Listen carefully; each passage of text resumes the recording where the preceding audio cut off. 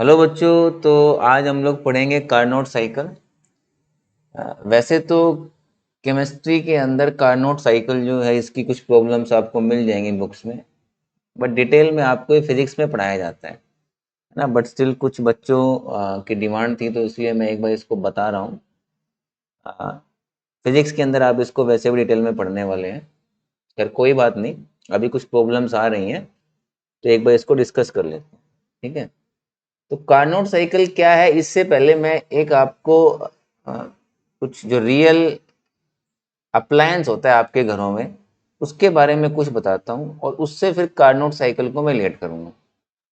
देखिए, सभी के घरों में फ्रीज होता है, ठीक है। अब फ्रीज करता क्या है, ये जो फ्रीज का कैबिनेट है ना, ये आपके पास मान लीजिए टेम्परेचर T1 पे है, और जो आपके पास बाहर जो रूम टेम्परेचर है वो T2 है।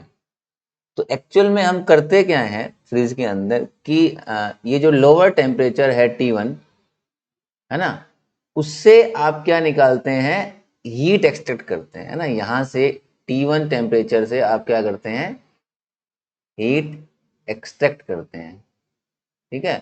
और वो डंप कहाँ होता है, आपने देखा होगा इसके पीछे काफी गर्म हवा जो है आपको मिलेगी फ्रिज के। तो जो हायर टेम्परेचर है T2, वहां पे आप इस हीट को डंप करते हैं।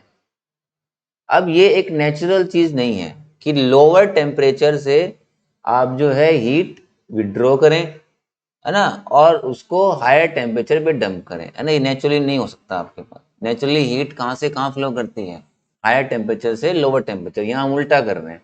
तो इसके लिए हमें क्या करना पड़ता है, वर्क डन, है ना, work done by the system, ठीक है। हमें जो है यहाँ पे काम करना पड़ता है, ठीक है।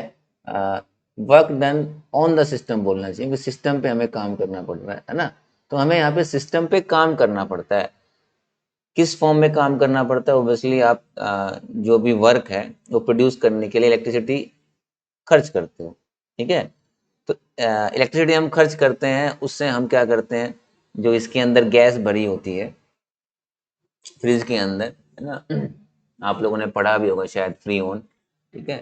तो उसके ऊपर हम वर्क करते हैं, और उस वर्क का रिजल्ट ये है कि आप लोअर टेम्परेचर जो T1 है हमारे पास, वहां से आप हीट एक्सट्रैक्ट करके जो हायर टेम्परेचर T2 है वहां पे डंप कर सकते हो।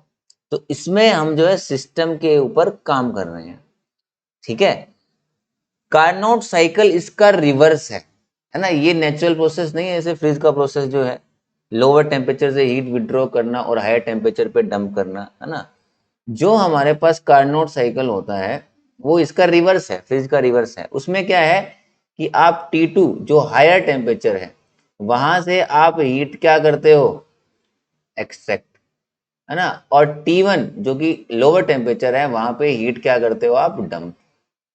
ये तो नेचुरल है कि हीट जो आपके पास हायर टेम्परेचर से लोअर टेम्परेचर क्या करेगी, फ्लो, ठीक है।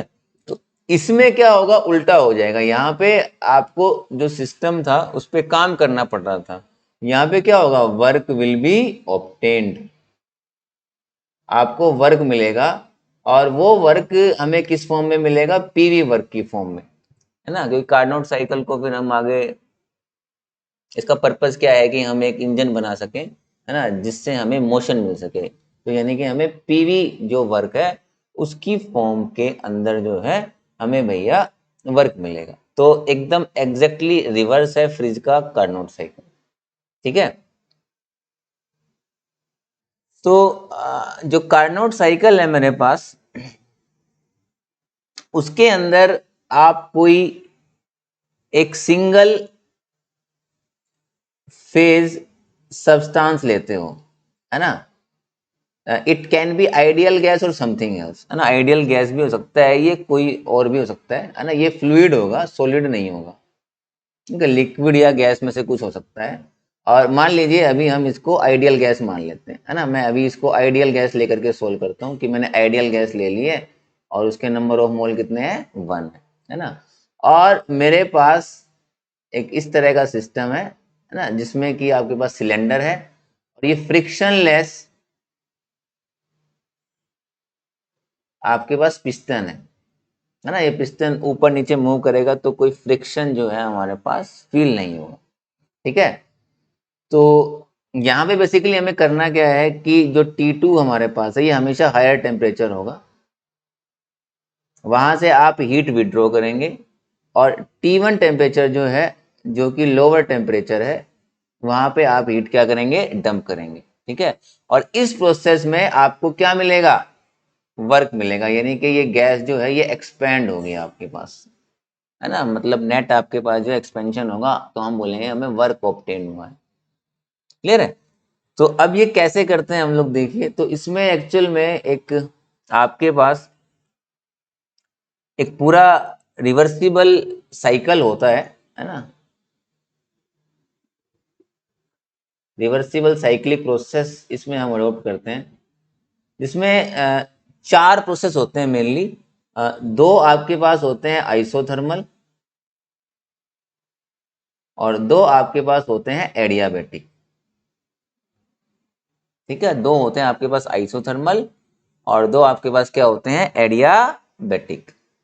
तो अगर मैं पीवी डायग्राम पे साइकिल ड्रा करूं तो ये कुछ ऐसा होगा। ये मैंने वाई एक्सिस पे प्रेशर लिया है जो आइडियल गैस है उसका, और एक्स एक्सिस पे वॉल्यूम लिए। ये मेरा स्टार्टिंग पॉइंट है, पॉइंट ए। मैं पहले आइसोथर्मल एक्सपेंशन करता हूँ। ये प्रोसेस क्या है मेरे पास, ये प्रोसेस है आइसोथर्मल रिवर्सिबल एक्सपेंशन। आपको दिख ही रहा है कि गैस की वॉल्यूम बढ़ रही है। हम पहुंच गए पॉइंट बी पे, क्योंकि आइसोथर्मल है तो ऑब्वियसली टेम्परेचर इसमें क्या रहेगा हमारे पास, कांस्टेंट, है ना, टेम्परेचर क्या रहेगा हमारे पास, कांस्टेंट रहेगा। ठीक है, तो यहाँ पे हम लोग जो टेम्परेचर है वो हमारे पास होगा T2, जो कि आपके पास जो हॉट सिंक है उसका है। ठीक है, और क्योंकि ये आइसोथर्मल है तो आइसोथर्मल में डेल्टा यू आपके पास क्या होता है, 0, है ना। ये प्रोसेस ए बी के लिए लिख रहा हूं मैं। तो आइसोथर्मल एक्सपेंशन है तो डेल्टा यू आपके पास 0 है, क्योंकि डेल्टा टी 0 होता है। तो यहाँ पे जो Q होगा मेरे पास, है ना, इस Q को लिख रहा हूं मैं Q2, है ना, क्योंकि टेम्परेचर T2 है इसलिए मैंने यहाँ पे लिख दिया Q2। Fine.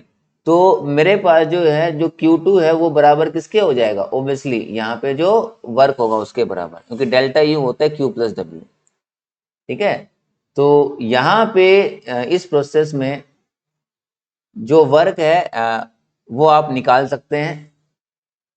Reversible process isothermal, तो क्या फॉर्मूला होता है, इसका फॉर्मूला होता है आपके पास -nRT log n V2/V1। एक माइनस यहाँ पे पहले से ही है ना, तो ये आपके पास क्या हो जाएगा, प्लस हो जाएगा, तो ये आ जाएगा nRT log n। ये मान लेता हूँ यहाँ पे फाइनल वॉल्यूम V2 है। ठीक है, और यहाँ पे जो मेरे पास वॉल्यूम है वो क्या है, V1 है। तो ये मेरे पास Q2 जो है वो हो गया, नंबर ऑफ मोल 1 है, RT log n V2/V1। अब आप देख रहे हैं यहाँ एक्सपेंशन हो रहा है ना, क्योंकि V2 जो है वो ग्रेटर देन क्या है, V1 है। ठीक है, V2 हमारे पास क्या है, ग्रेटर देन क्या है, V1 है, एक्सपेंशन हो रहा है।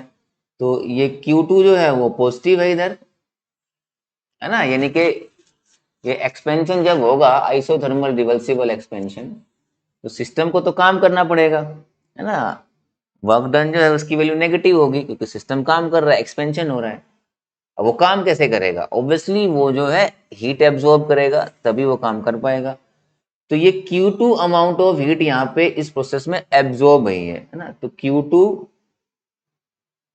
Heat is absorbed at T2 temperature. जैसे मैंने बताया था आपको कि जो हमारे पास एक सिंक है T2 टेम्परेचर पे, हायर टेम्परेचर पे, वहां से हमने Q2 amount of heat absorb कर ली है, और उसकी वजह से यहाँ पे हमारे पास जो है एक एक्सपेंशन हुआ है, isothermal reversible expansion from V1 से V2 वॉल्यूम तक। ठीक है, चलिए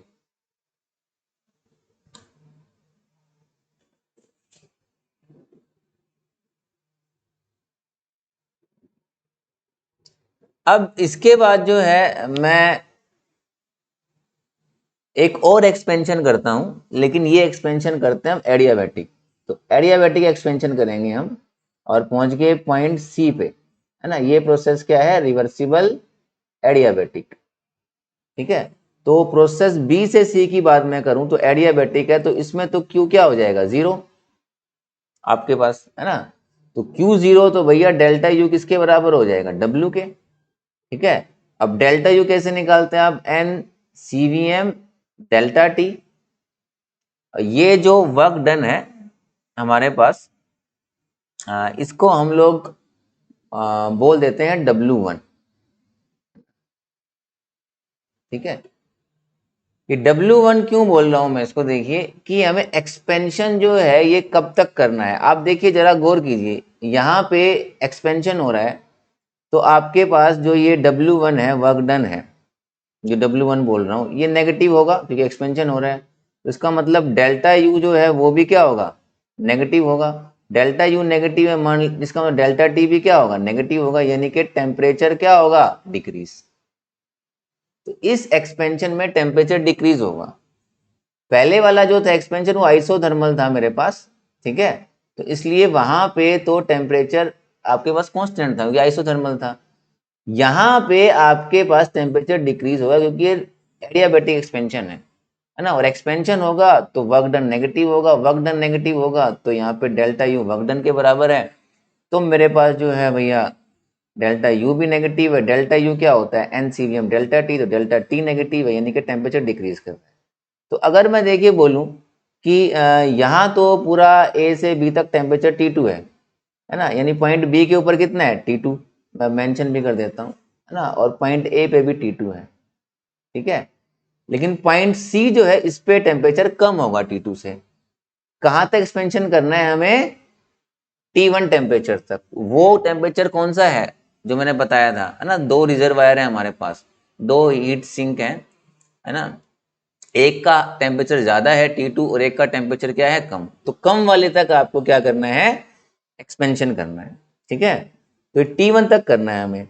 तो ये वर्क डन आप निकाल पाएंगे, n की वैल्यू 1 है, ये CVM हो गया, और डेल्टा T क्या हो जाएगा, फाइनल टेम्परेचर T1 है, इनिशियल क्या है T2, ठीक है।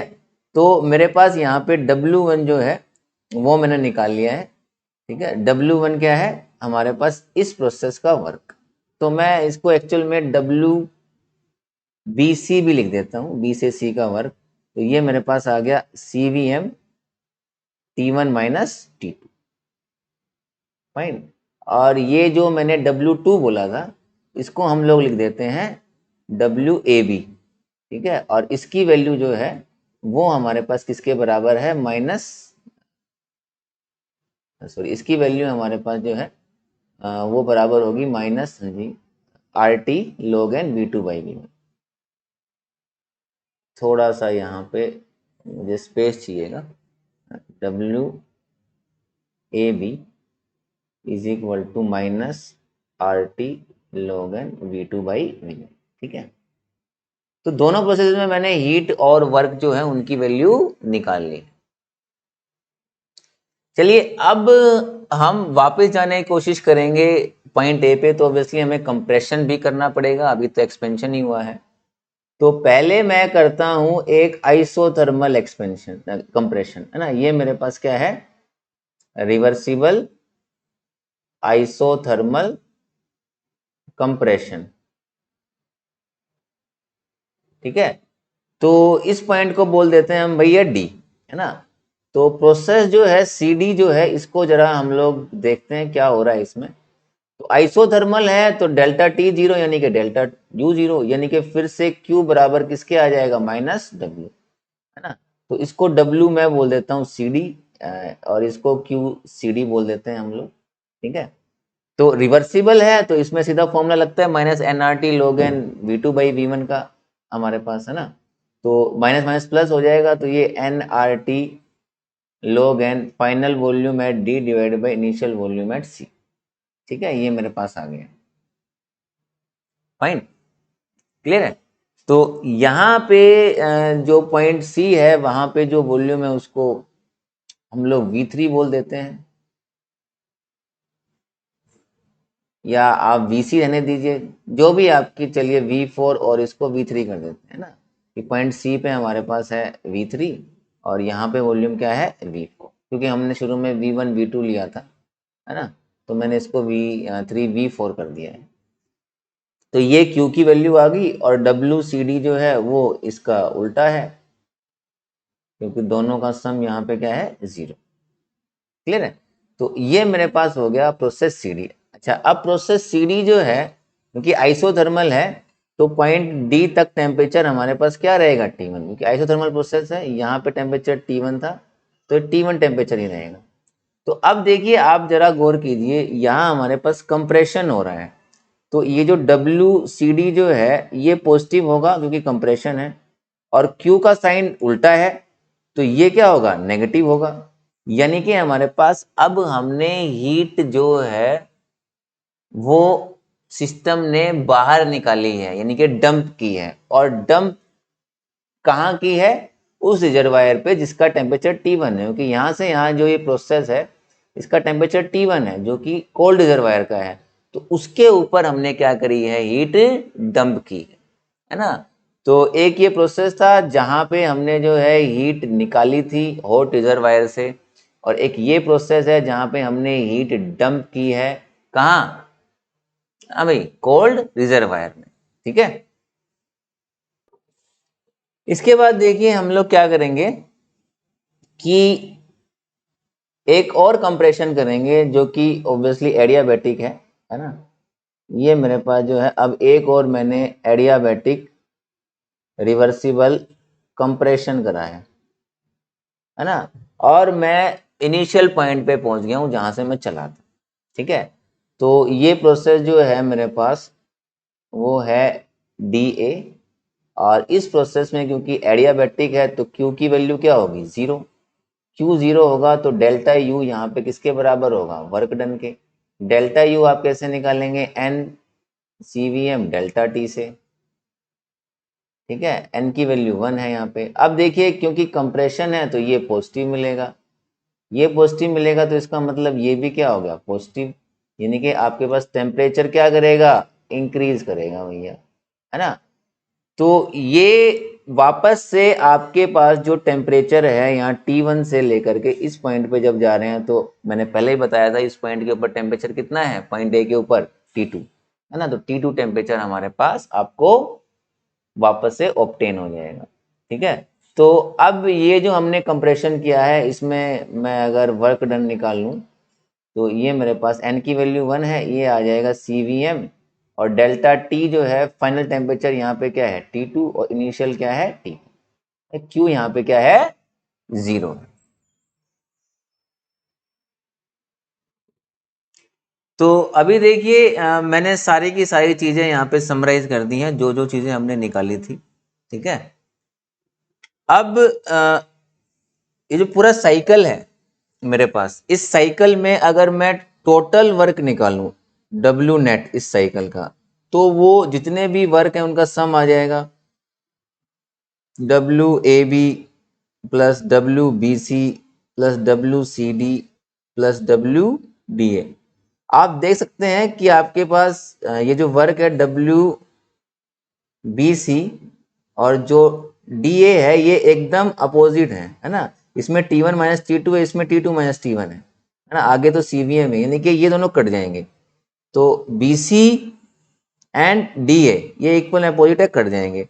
तो मेरे पास खाली W नेट में एक तो आएगा मेरे पास AB, और AB की वैल्यू क्या है -RT log n V2 by V1, और एक मेरे पास जो है ये आएगा CD जो है वो है आपके पास -RT log n V4 by V3, है ना। तो ये कुल मिला के मेरे पास नेट वर्क डन की वैल्यू ये आ गई है। ठीक है, क्लियर है भाई। अगर मैं अब इसको कन्वर्ट करना चाहूं एक सिंगल टर्म में, तो पॉसिबल है, क्योंकि V2 V1 और V4 V3 जो है इनमें रिलेशन निकाल सकते हैं। ठीक है, लेकिन उसके ऊपर हम लोग बाद में चलेंगे। पहले मैं इसकी एफिशिएंसी डिफाइन करता हूं, क्योंकि एफिशिएंसी जो है वो जो हम डिफाइन करेंगे, उसके बाद में कन्वर्जन कैसे करना है हमें, उसको लेकर के थोड़ी और क्लैरिटी मिलेगी। तो अब हम चलते हैं कि जो एफिशिएंसी होती है मेरे पास ये कार्नोट साइकिल की, इसको कैसे डिफाइन करेंगे। देखिए आप इसमें ऑब्टेन क्या कर रहे हैं, आप ऑब्टेन कर रहे हैं कि कितना सिस्टम ने वर्क किया है ना। तो एफिशिएंसी जो है ये आपके पास क्या आ जाएगी कि कितना आपने वर्क ऑब्टेन किया है, यानी कि वर्क डन बाय सिस्टम।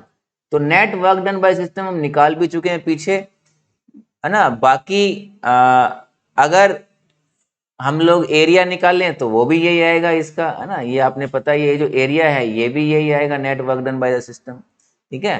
लेकिन पीछे मैंने जो है उसकी वैल्यू निकाल भी दी है। अब ये तो हमारे पास आउटपुट है, work done by the system, लेकिन हमने दिया क्या है ना, हमने इसको हीट दी है ना। तो डिवाइड में आप लोग क्या करेंगे, amount of heat transfer to the system at higher temperature, क्योंकि हायर टेम्परेचर पे आपने ट्रांसफर की है, amount of heat transferred to the system at higher temperature T2, ठीक है। तो एफिशिएंसी हो जाएगी आपके पास work done by the system, ठीक है। तो टोटल वर्क जो है हमारे पास, जितना ये सिस्टम जो है जो भी इस हमारे पास साइकिल का है ना, वो अगर आप देखें तो वो आएगा नेगेटिव। क्यों? क्योंकि आप यहां से गौर कर सकते हैं कि देखिए ये जो है आपके पास ऊपर वाला एक्सपेंशन वाला वर्क जो है वो बड़ा है, और कंप्रेशन वाला वर्क क्या है, छोटा, है ना। ये जो एडियाबैटिक प्रोसेस है, इनके नीचे जो एरिया आएगा वो एरिया बहुत ही कम होगा, तो ये कुछ इतना इम्पैक्ट नहीं डालेंगे। मेन वर्क ये है जो आइसोथर्मल के नीचे आएगा, है ना, ये और ये। तो कंप्रेशन का कम है और एक्सपेंशन का ज़्यादा है, तो नेट वर्क डन की वैल्यू नेगेटिव आएगी। तो अगर मैं यहाँ पे खाली ये लिख दूं डब्ल्यू नेट, है ना, और डिवाइड बाई जो अमाउंट ऑफ हीट ट्रांसफर की है हमने, तो उसको हमने बोला था Q2, ठीक है। तो अगर मैं खाली ऐसे लिखूं तो ये तो पॉजिटिव है Q तो आपके पास, है ना, लेकिन ये वाला नेगेटिव आ रहा है, तो एफिशिएंसी नेगेटिव हो जाएगी। इसीलिए हमें यहाँ पे माइनस पुट करना पड़ेगा ताकि एफिशिएंसी की वैल्यू नेगेटिव ना आए, ठीक है। तो हमारे पास एफिशिएंसी क्या होगा, माइनस वर्क जो नेट हमने निकाला था डिवाइड बाई Q2, ठीक है।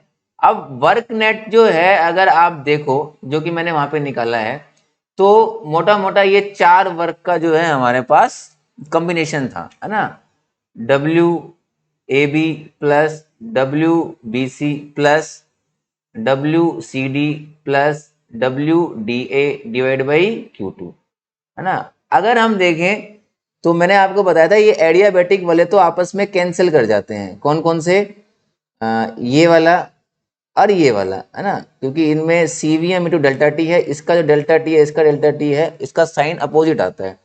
तो मेरे पास भैया ये BC और जो आपके पास D है ये आपस में कैंसिल कर जाएंगे, तो एक्चुअल में बचता ये है WAB plus WCD divide by Q2, है ना। अब ये दोनों के दोनों प्रोसेस क्या है, आइसोथर्मल, ठीक है। दोनों दोनों प्रोसेस क्या है हमारे पास, आइसोथर्मल प्रोसेस है, ठीक है। तो आइसोथर्मल प्रोसेस जो है मेरे पास, उसमें क्या होता है भाई कि आइसोथर्मल प्रोसेस में आपके पास जो है वर्क और हीट जो है अपोजिट होते हैं। तो WAB जो है उसको हमने लिखा था, WAB जो है, तो WAB जो है उसको लिखा था मैंने Q2, ठीक है। और WCD जो है वो जो वर्क था वो हमारे पास किसके बराबर आ रहा था, Q1 के, क्लियर है। इनफैक्ट ये माइनस के था, है ना, ये मेरे पास मुझे लिखना चाहिए माइनस नेट वर्क डन, और WAB माइनस Q2 के बराबर आएगा और WCD माइनस Q1 के। तो ये मेरे पास हो जाएगा Q2 प्लस Q1 और divide by Q2।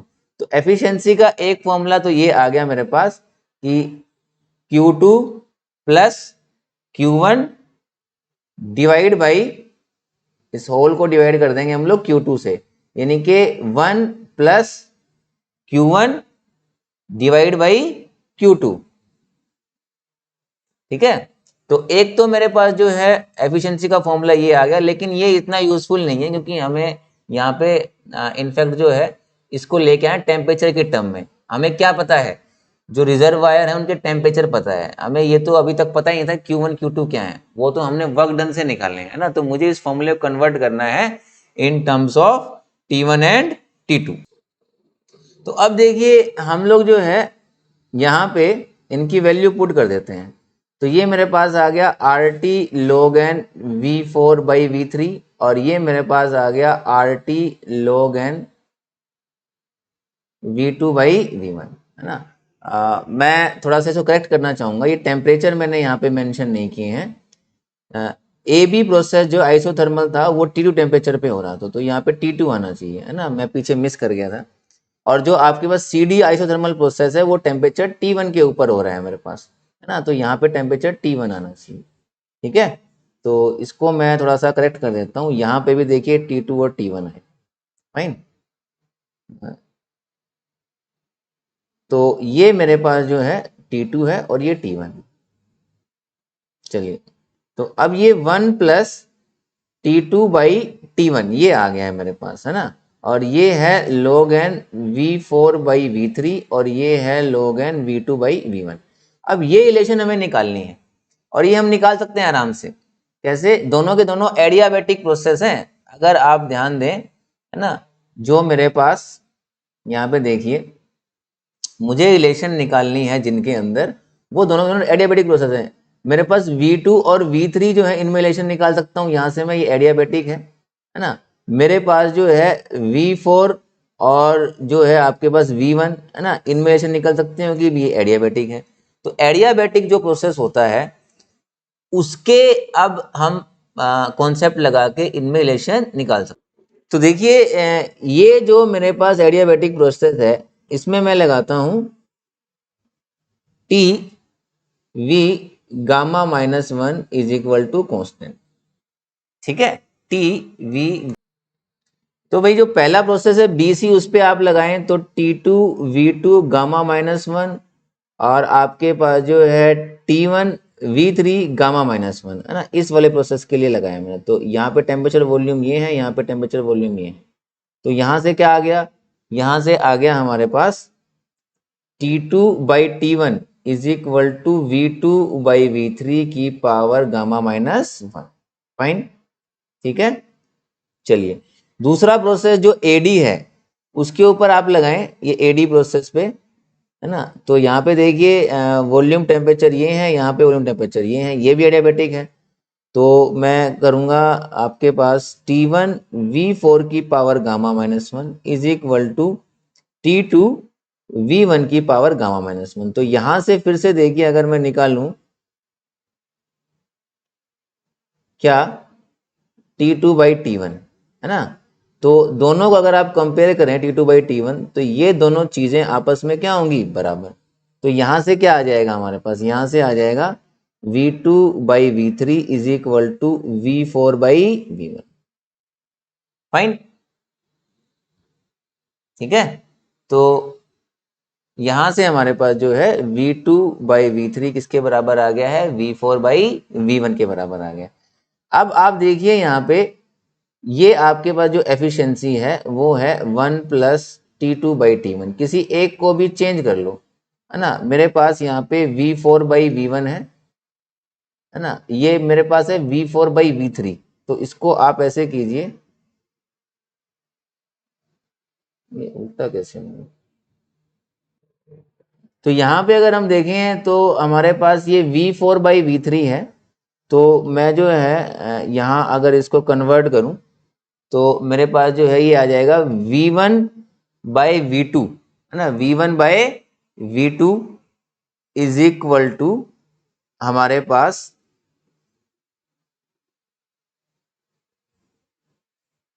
V4 by V3, है ना। ये आपको दिखाई नहीं दे रहा, मैं थोड़ा ऊपर इसको स्ट्रेच कर रहा हूँ, है ना। देखिए मैंने इसको रीअरेंज किया है, क्या मैं V1 और V2 को एक साइड ले आया हूँ और V4 और V3 को एक साइड ले आया हूँ। तो V1 by V2 V4 by V3 आ रहा है। यहाँ पे आपके पास V4/V3 है, लेकिन नीचे क्या है V2/V1, V1/V2 नहीं है ना। तो अगर इनको मैं चेंज करूं तो मुझे ऑब्वियसली माइनस करना पड़ेगा, है ना। तो ये माइनस हो जाएगा और ये log n क्या आ जाएगा V1/V2। अब ये कैंसिल हो जाएगा, तो ये आ गया 1 माइनस T2/T1। तो एफिशिएंसी जो है कार्नोट साइकिल की वो आपके पास टेम्परेचर की टर्म में ये आ गई है ना। एफिशिएंसी क्या आ गई है 1 माइनस T2/T1। T2 क्या है मेरे पास, T2 इज हायर टेम्परेचर और T1 क्या है लोअर टेम्परेचर। ठीक है,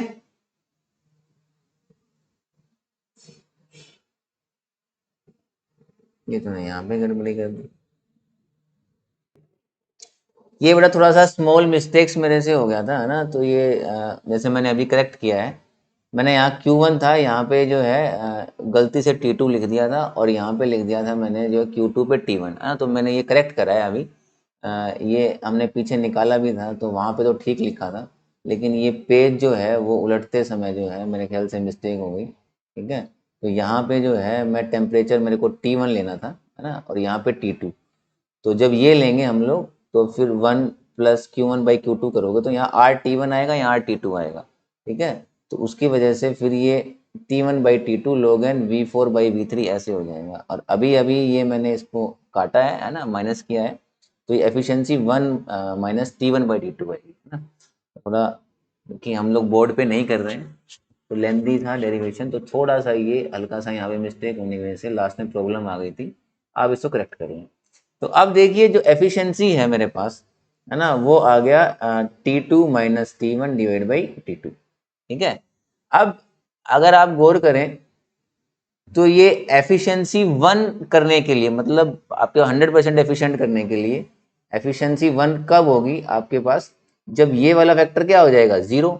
और ये वाला फैक्टर कब 0 होगा, या तो आपके पास T1 0 हो या फिर आपके पास T2 क्या हो इन्फिनिटी, और दोनों ही क्या है इम्पॉसिबल।